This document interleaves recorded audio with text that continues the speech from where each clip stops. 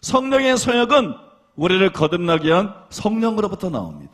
성령의 소욕이 불신자에게 주어지겠어요? 성령으로 거듭나고 성령이 그 안에 거하시는 신자들에게 주어지는 거예요.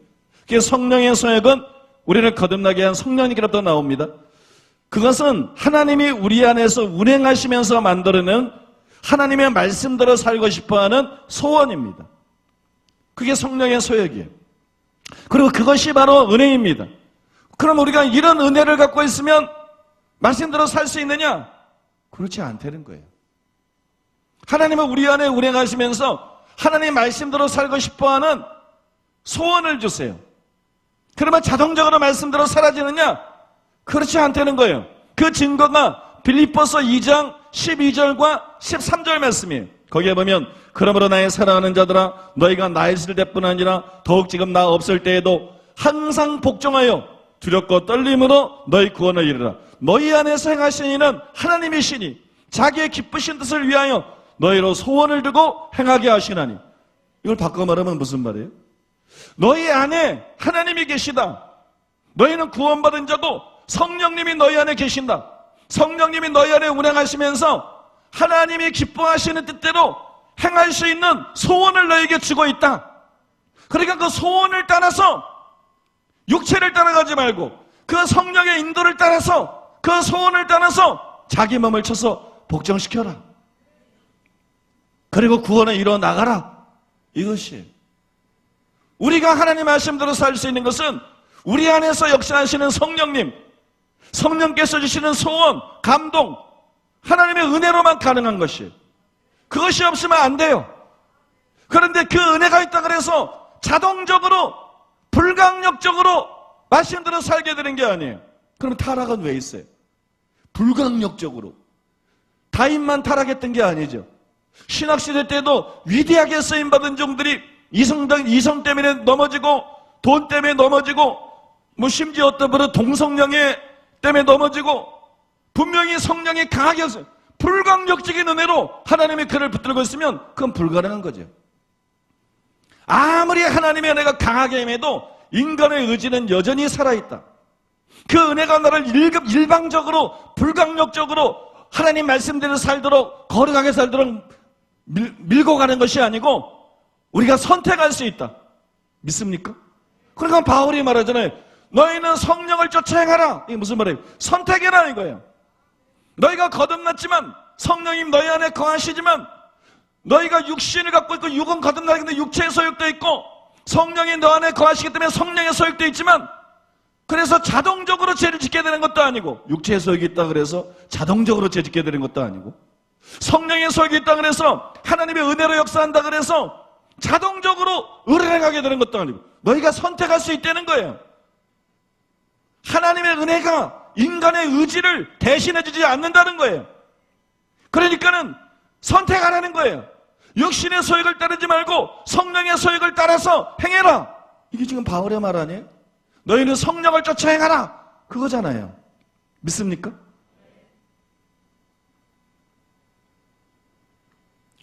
그래서 로마서 8장 4절에서는 또 그렇게 말씀한 것이에요. 육신을 따르지 않고 성령을 따라 행하는 사람에게 율법의 구가 이루어진다. 여기서는 너희는 성령을 따라 행하라. 그러면 육체의 욕심이 이루지 아니하리라. 갈라디아서 5장에서는 너희는 성령을 따라 행하라. 육체의 욕심이 이루지 아니하리라. 그렇게 권고한 것입니다. 이런 구절들이 뜻하는 바는 의지를 사용하려는 것이에요. 의지를 의지하려는 게 아니에요. 의지를 사용하려는 거예요. 은혜를 의지해서 의지를 사용하려는 것이 믿습니까? 바른 선택을 하라는 거예요. 바른 결정을 내리려는 거예요. 우리는 마음이 오는데 육신이 약해서 말씀대로 살 수 없습니다. 그런 생각 갖지 마세요. 하나님이 바른 선택을 하라 그럴 때는 할 수 있기 때문입니다. 내가 그걸 할 수 없다고 믿기 때문에 할 수 없는 겁니다. 너희는 육체의 소욕을 따르지 말라 그러면 따르지 않을 수 있다는 것입니다. 너희는 성령의 소욕을 따르라 그러면 성령의 소욕을 따를 수 있다는 것입니다. 하나님이 불의하지 않기 때문에 우리에게 불가능한 걸 요구하지 않아요. 그러니까 그걸 먼저 믿어야 돼요. 그걸 믿어야 죄가 나를 지배하는 세력이 깨어집니다. 믿습니까? 그걸 믿어야 돼요. 그리고 하나님의 은혜를 의지해야 돼요. 그리고 올바르게 선택을 해야 돼요. 올바르게 결정을 내려야 돼요. 그때 우리가 거룩해지는 겁니다.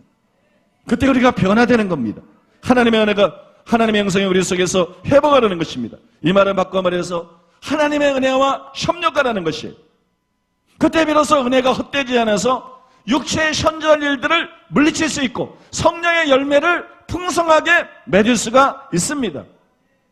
이 진리는 존 비비어 목사님의 경험적인 간증에 매우 잘 나타나 있습니다. 이 간증이 참 귀한 것 같아요. 이 원리가 그 간증에 아주 잘 나타나 있어요. 그래서 그 간증을 여러분들에게 읽어드리겠습니다. 나는 1979년에 예수 그리스도를 주님으로 영접했고 예수님의 새로운 본성의 실체를 경험했다. 내 삶은 변했다. 술을 마시고 싶은 생각이 싹 가셨다. 전에는 술고래인 뱃사람처럼 입에 욕을 달고 살았지만 이제 말버릇도 깨끗해졌다.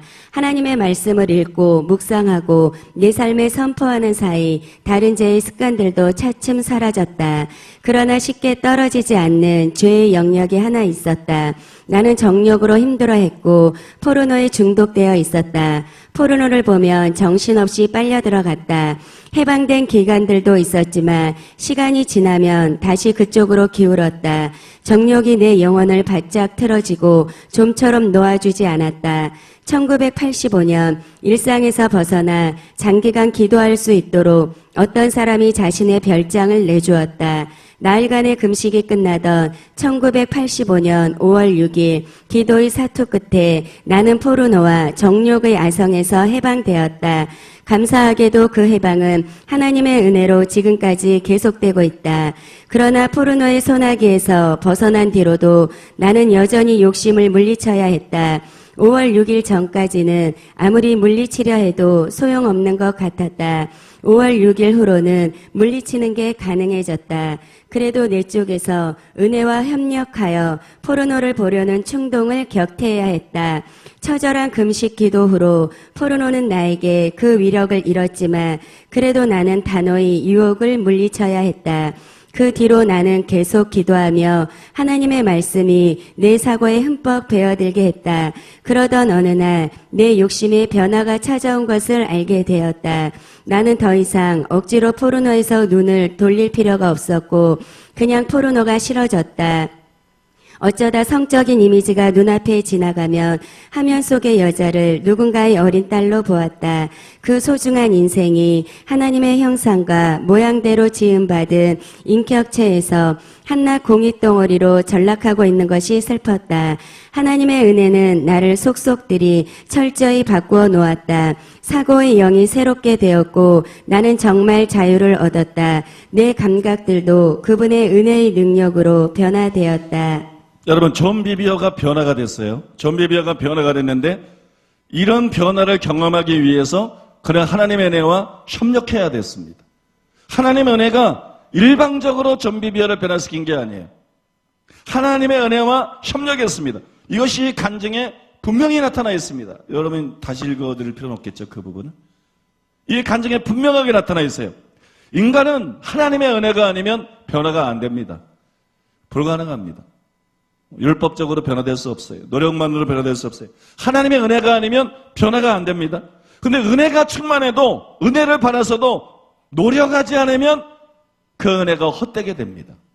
그 은혜가 헛되게 돼서 변화되지를 못합니다. 그래서 성경에서 은혜로 우리가 구원받고 은혜로 변화되는 것이 분명한데 다른 말씀들이 나오는 거예요. 그게 서로 충돌하는 게 아니에요. 예를 들어서 예수님은 자기를 부인하라 그랬어요. 우리가 저절로 변화될 거라 그러지 않았어요. 우리가 우리를 부인해야 된다 그랬어요. 믿습니까? 자기를 부인하라. 그 다음에 예수님은 씨 뿌리는 비유를 해석하시면서 누가복음 8장 15절에 보면 옥토를 뭐라 그랬어요? 인내로 결실하는 자니 그랬어요. 인내를 안 하면 결실이 안 된다는 거예요. 그 결실은 하나님의 말씀을 지키는 걸 말하는 거예요. 인내를 안 하면 하나님 말씀대로 못 산다는 거예요. 뭐 은혜를 받든 성령 충만을 받든 뭘 받든 마찬가지예요. 인내하지 않으면 결실을 못 해요. 인내하지 않으면 하나님 말씀대로 못 살아요. 그럼 인내라는 게 뭐예요? 성령께서 우리 안에 생하시면서 하나님 말씀대로 살고 싶은 소원을 줍니다. 그래서 우리가 의지를 가지고 결단합니다. 그래, 나는 죄를 버리고 하나님 말씀대로 살 거야. 그런데 죄의 유혹들이 와요. 죄를 짓고 싶은 마음도 있고 하나님 말씀대로 살고 싶은 마음도 있어요. 이때 인내가 필요한 거예요. 나는 죄를 짓지 않을 거야. 나는 하나님께 순복할 거야. 나는 생명의 성령의 법에 의해서 죄와 사망의 법으로부터 자유케 되어서 나는 선택할 수 있어. 나는 죄의 종이 아니야. 나는 죄에게 지배를 받는 사람이 아니고 나는 죄의 소원을 다스릴 수 있다. 하나님께서 가인에게 죄의 소원이 내게 있으나 너는 그것을 다스릴지니라 그랬어요. 믿습니까? 가인도 할 수 있었던 일인데 안 한 것뿐이에요. 더구나 우리에게는 성령이 와 있어요. 우리는 그 죄의 소원을 다스릴 수 있다. 그리고 물리치고 말씀대로 살아가는 거예요. 그게 인내예요. 인내로 결실하는 것입니다. 자동적으로 되는 게 아니에요. 불감정적으로는 존재하지 않아요. 인내로 결실하는 거예요. 믿습니까? 그 다음에 여러분, 바울이 뭐라 그랬어요? 로마서 2장 7절에 보면 참고 선을 행하여 그랬어요.